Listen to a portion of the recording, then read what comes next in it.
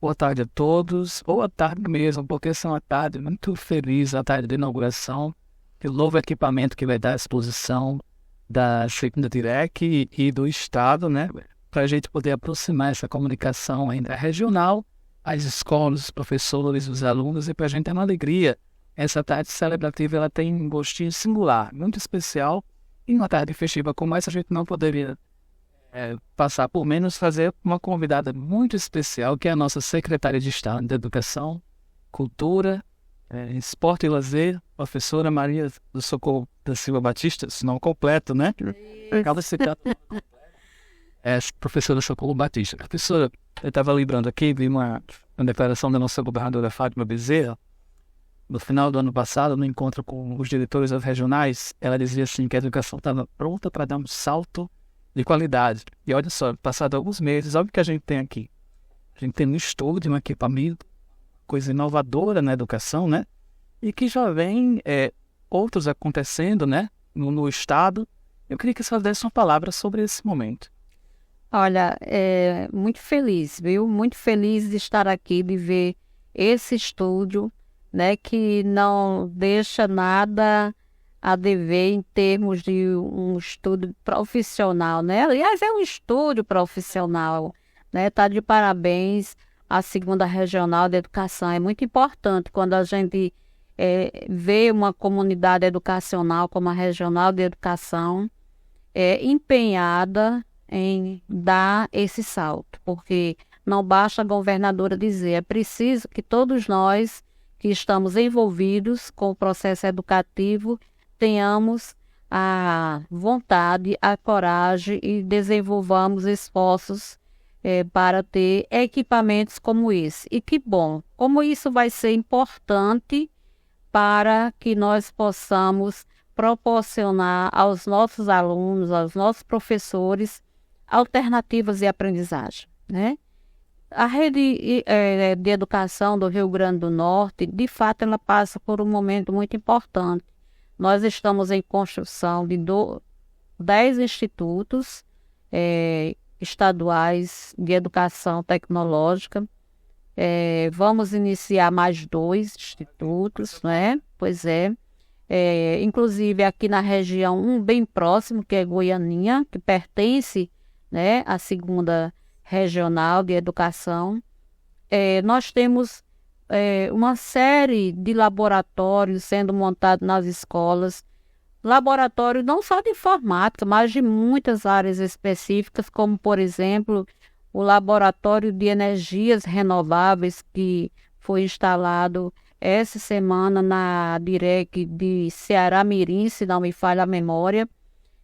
Enfim, nós implementamos o PAG predial, nós estamos fazendo manutenção das escolas, nós estamos preparando o sistema educacional para dar esse salto. Diria assim, que nós demos um pequeno salto, mas nós vamos dar um grande salto nesse segundo mandato da nossa governadora. Eu acredito muito nisso. A gente está vivendo um momento muito particular na sociedade, em que essa questão do debate entre a liberdade de expressão, a questão do que é verdade, o que não é, o que é fato, o que é fake. A gente vê que o próprio governo, o portal do governo tem um link logo no início, né, para esclarecer as pessoas sobre o que é fato, o que é fake. No Congresso a gente está tendo esse mesmo debate com o projeto de lei 2630, né, aquele debate quentíssimo entre governistas, oposição, as grandes empresas de tecnologias. E eu acho que é um cuidado que a gente precisa ter em apresentar uma informação segura, institucional, correta, né? A senhora acredita que isso é importante no nosso meio da educação, nas escolas? E o que poderia acontecer, por exemplo, implicar na relação das escolas, né? A falta desse cuidado, né? A gente sabe que as fake news atrapalham, muitas vezes, o próprio processo escolar, a segurança dos alunos, né? Com certeza, é uma das batalhas maiores que a sociedade, eu não diria nem a sociedade brasileira, o mundo enfrenta atualmente essa onda de fake news, né? Essa onda de mentiras, de falsas informações, de desinformações. isso tem causado inúmeros prejuízos à vida humana. Isso tem levado, inclusive, à perda de vidas, né? Nós temos casos de pessoas que foram assassinadas, espancadas, né? Que tiveram sua vida invadida, sua privacidade, por conta da fake news. Nós tivemos um exemplo recente, 20 de abril do mês passado. Espalharam uma fake news de que o dia 20 de abril seria o dia do terror, né? Os ataques às escolas públicas. E foi um dos dias mais tranquilos, né, que nós tivemos. Claro que houve toda uma ação preventiva por parte da inteligência, da Polícia Civil, da Secretaria de Segurança, das próprias escolas que cuidaram de transformar o dia 20 em um dia de paz, mas nada do que era propagado se concretizou. Então, significa que era uma fake news. Ao contrário, em abril a gente teve, inclusive, uma grande discussão em torno da comunicação da cultura de paz, né?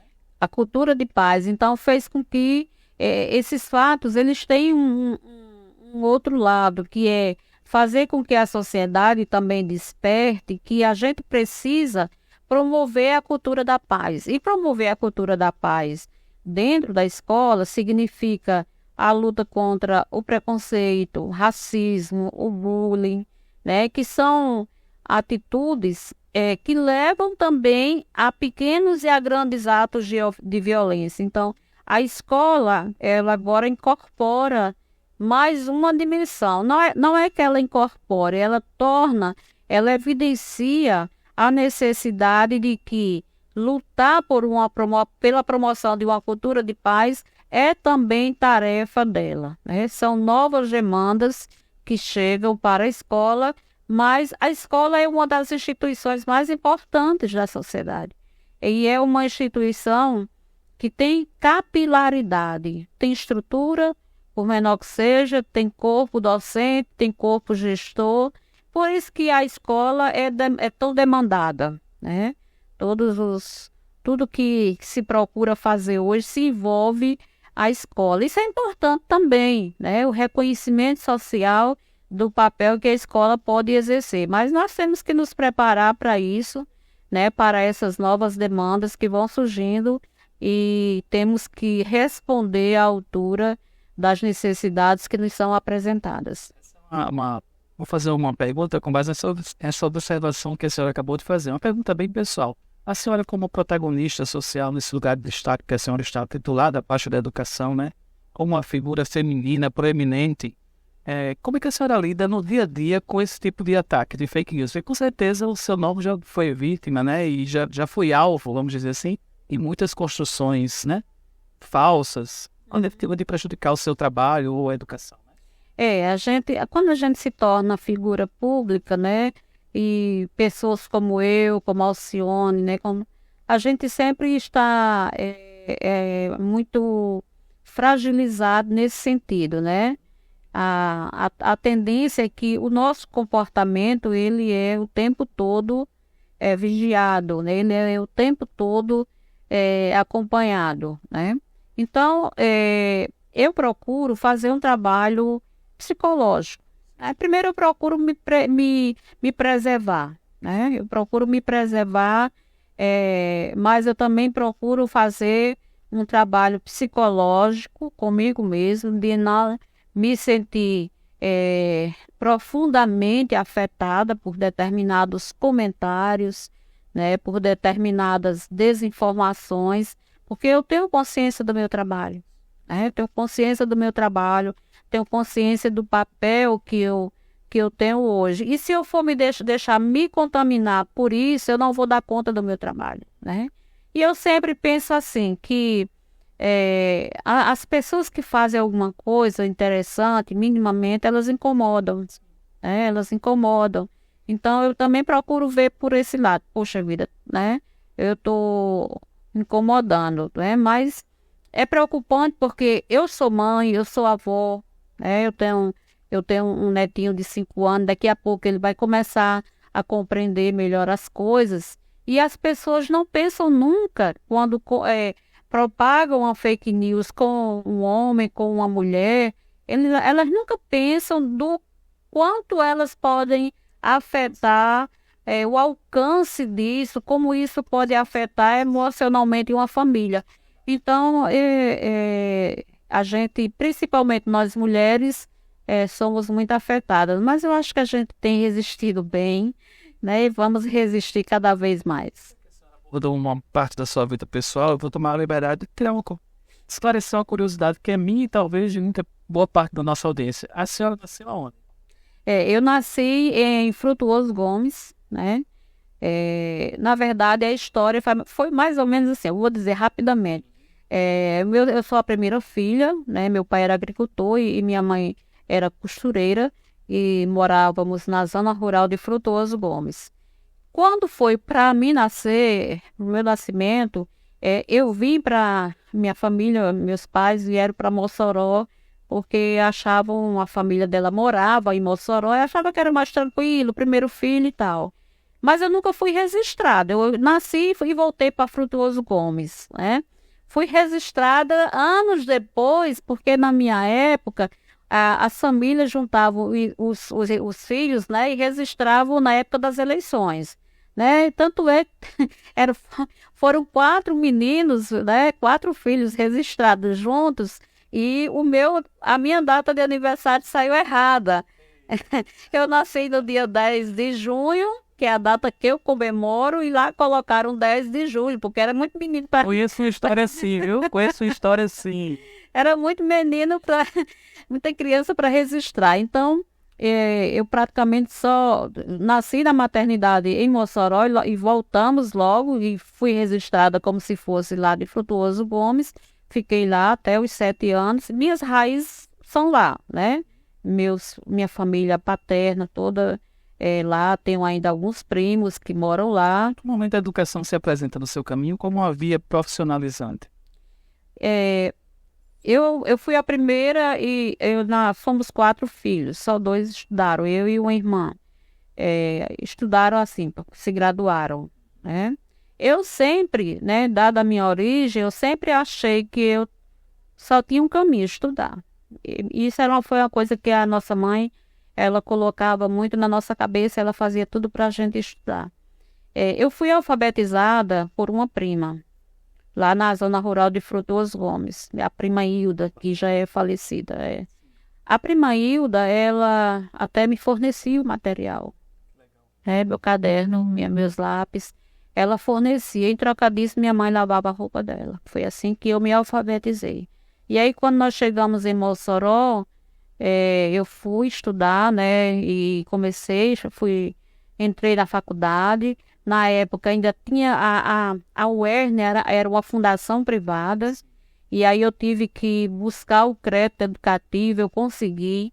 Tive sorte, porque depois teve uma anistia muito grande, né, para muita gente. Foi na época da mudança da moeda, e aí não compensava mais ao governo fazer a cobrança, e eles anistiaram. Eu tive tanta sorte na vida que nem precisei pagar o crédito educativo, né?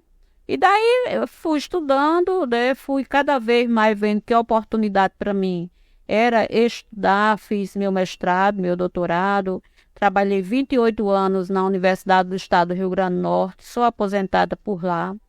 Depois, 2 anos depois, fiz um concurso da UFESA, no campus de Angicos. Atualmente sou lotada lá no campus de Angicos, no curso de pedagogia.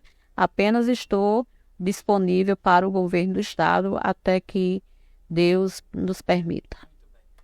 Professora, retomando o assunto tecnologias e comunicação, a gente tem a expectativa de até o mês que vem ver concluída a ação Geração Conectada, né, que vai abranger todas as escolas da rede estadual de ensino, no âmbito do programa Nova Escola Potiguar, né? O que a senhora tem a falar sobre esse programa? O programa está de vento em popa. Acho que esse prazo ele não será cumprido, porque foi preciso antes fazer nova visitação a todas as escolas, né? Nós tínhamos já um diagnóstico feito pelo IFRN, um trabalho belíssimo que o IFRN fez, mas a própria empresa que ganhou o processo de licitação sentiu necessidade de fazer um novo retorno a todas as escolas da rede, mas o programa anda de vento em popa. Já temos escolas em Natal, onde o processo já foi iniciado de instalação da banda larga, e nós teremos em toda a rede essa banda larga, né, que é a internet com excelente qualidade. E o nosso desafio agora será garantir que todas as escolas tenham um laboratório de computação e que os professores conheçam, né, identifiquem e aprendam metodologias para trabalhar com a internet. Não basta você ter a internet, ter o computador, você tem que entender como é que usa, porque senão se torna uma coisa obsoleta, né? Da mesma forma, os alunos, né? Eles precisam, a partir do domínio do professor, eles precisam compreender qual é o papel em termos de aprendizagem que a internet e o computador e os diversos equipamentos vão ter na vida deles. Eu acho que vai ser um salto muito importante, né? Vai facilitar muito a nossa vida e garantir que os nossos alunos aprendam com mais afinco, com mais facilidade. Maravilha.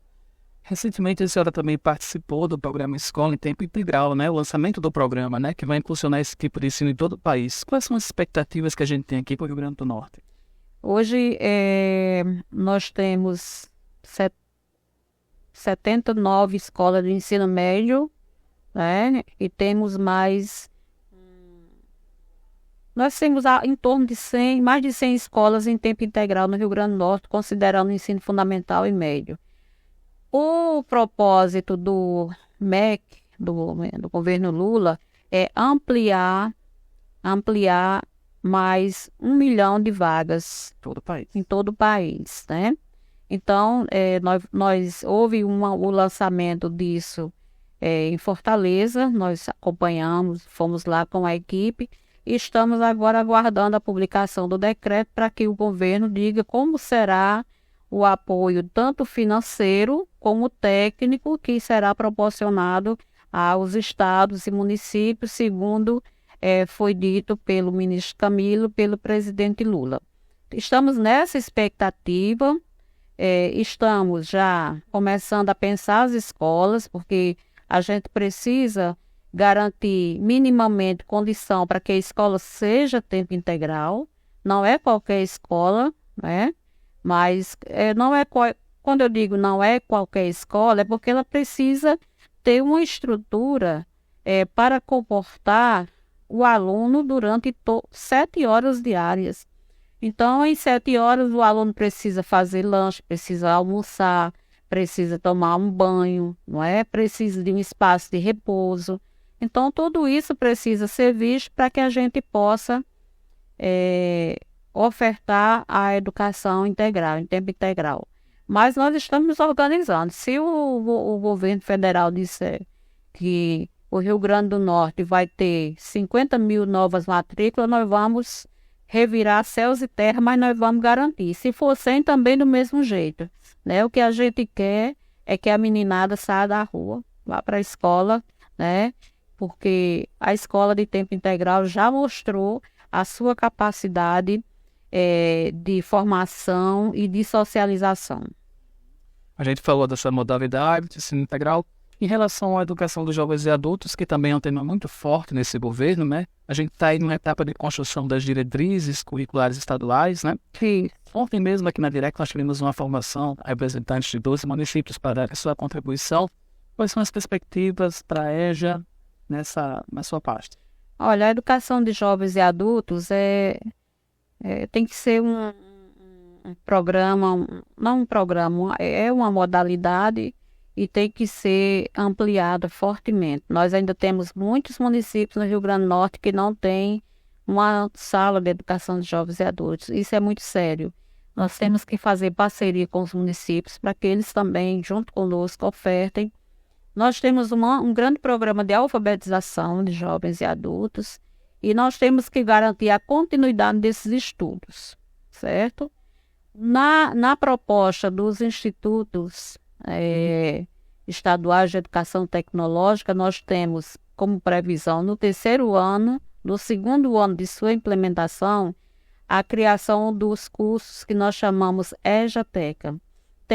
A EJATEC é a educação de jovens e adultos aliada a uma formação profissional, já pensando nesse público, né? Então, nós vamos também ofertar. Então, a preocupação nossa hoje é ampliar o número de matrículas, o número de turmas, de municípios, né? E, ao mesmo tempo, aliado a isso, uma qualificação profissional para que eles não apenas desenvolvam habilidades de leitura, escrita, compreensão, mas também saiam da escola como uma profissão. Eu queria, inclusive, compartilhar com a nossa audiência que no ano passado, por meio do projeto de alfabetização Esperançar, aqui na Segunda Direta, nós formamos uma média de 500 estudantes, né?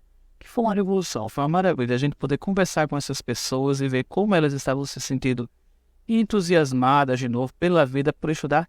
E esse fluxo, naturalmente, a ideia é que seja encaminhado para a EJA, né? Isso a gente está falando em termos locais, mas em termos de Estado, o número é muito maior, né? O número é muito maior, nós temos em torno de 400 mil analfabetos ainda no estado do Rio Grande do Norte. É um número muito grande e, assim, o analfabetismo é algo que ele vai se reproduzindo. Cada vez que você melhora o sistema de ensino, você reduz a capacidade do analfabetismo se reproduzir. Se você não cuidar disso, ele vai se reproduzir realmente, novos analfabetos vão surgindo. Por isso a luta tem que ser permanente, de incluir o aluno, de garantir que o aluno permaneça na escola para que ele não se evada, né? Porque ele será, se a gente não cuida disso, ele será futuramente o novo analfabeto. E aí quando você alfabetiza 10, você tem mais 10 analfabetos sendo gerados pelo próprio sistema. Então, é um ciclo, né, que a gente não tem que trabalhar tudo em conjunto para poder a máquina funcionar.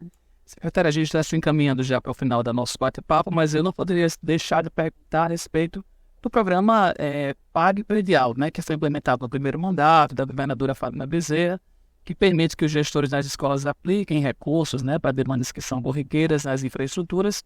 E mais recentemente a gente tem também o PNEP, né, que é o Programa de Manutenção Predial nas Escolas. O que esses programas têm em comum e como eles se diferenciam, para que a gente possa ter um conhecimento melhor? Certo. O Pague Predial é um recurso destinado às escolas e o valor ele vai variando conforme seja o tamanho da escola, para os serviços que nós chamamos na linguagem da engenharia de baixa complexidade. Eu preciso pintar um muro, eu preciso trocar uma lâmpada, um trinco, consertar uma torneira, enfim, coisas que não vão precisar de um laudo de engenheiro, de arquiteto, né? Então, isso é para garantir que as escolas, elas não tenham que estar o tempo todo fazendo solicitações e esperando pela burocracia. O recurso está na conta de todas as escolas, certo? Além disso, as escolas têm também o PDE, tem o PDDE, que é o do governo federal, que foi antecipado, inclusive, o mês de setembro, já está na conta, é repassado 2 vezes. As escolas recebem também o recurso mais alimentação. Nós temos 2 recursos da alimentação escolar. Um recurso vem do governo federal e o outro é próprio do estado, é o mais alimentação, que é para exatamente incrementar a qualidade da merenda. Você precisa um dia almoçar numa escola aqui da 2ª regional, que você vai comer a melhor alimentação, né, de boa qualidade e o que é importante, garantindo a cota da agricultura familiar, né? No mínimo tem que comprar 30%, no máximo não tem limite. Então, o Pague Predial é isso, é para a escola manter-se. O programa de manutenção é diferente. Nós contratamos empresas através de um processo licitatório e essas empresas vão atuar naquelas escolas que precisam de uma intervenção de alta complexidade. Avaliação prévia? Tem um engenheiro consultor na regional de educação. Toda regional tem um engenheiro consultor. A escola apareceu uma rachadura, então ele vai ver lá qual é a intervenção que é necessária, aí faz o projeto e a empresa vem fazer o serviço. É para alta complexidade. Por que isso? Porque a gente trabalha com seres humanos. A estrutura de uma escola ela não pode ser alterada ou mantida ou refeita de qualquer forma. Ela tem que ser baseada em laudos, né? Tem que ter um especialista. Por isso que o PAG predial vai para serviços simples que não vão de maneira nenhuma afetar, ocorrer algum risco de desabamento, vamos dizer assim, não é? E o programa de manutenção para serviços mais complexos que vão exigir um laudo do engenheiro, uma visita técnica e todo um acompanhamento no processo de manutenção. Já agradecendo a sua presença, a gentileza de ter concedido para a gente esses minutinhos nessa conversa, nesse bate-papo, inaugurando aqui o nosso estúdio Avante, que a partir de agora fica de portas abertas para a segunda DIREC, para muitas parcerias, para a gente falar bem dos projetos que estão aí, emancipando a educação em toda parte, né? Muita beleza, com muita vida. Eu tenho uma pergunta para encerrar. A pergunta que muita gente me faz. Vamos ter concurso público, concurso para professor efetivo? Nós vamos ter o concurso, a nossa ideia já era estar com isso encaminhado, mas nós tivemos muitos problemas no percurso, nós precisamos definir melhor qual é a demanda, e eu espero que muito breve a gente possa anunciar esse concurso, pelo menos anunciar a quantidade de vagas, né, startar o processo, como se diz, né? Então, esse segundo semestre a gente vai ter novidades. Estamos trabalhando para que a gente tenha essa novidade que está sendo bem esperada por todo mundo. Muito obrigado, secretário. Eu que agradeço e quero parabenizar aqui a segunda regional através de Alcione e vocês todos, né, que fazem esse trabalho aqui tão importante. E dizer, minha gente, que aproveite, que aqui é de primeiro mundo esse estúdio. Muito obrigado a toda a audiência que acompanhou com a gente a entrevista aqui com a nossa querida secretária, professora Socorro Batista. E a gente espera vocês no próximo encontro, com mais novidades, mais coisa boa que vem por aí. Avante, segunda DIREC.